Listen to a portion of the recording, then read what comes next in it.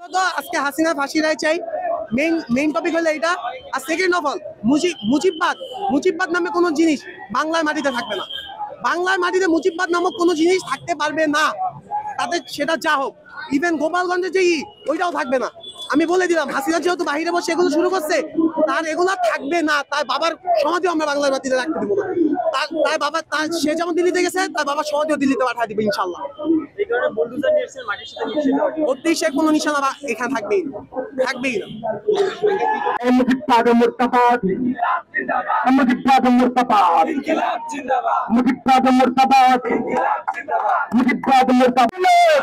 ওই আপোষনা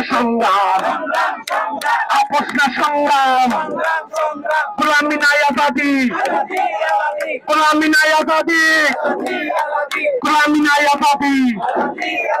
ক্ষমতা না জনতা, ক্ষমতা না জনতা।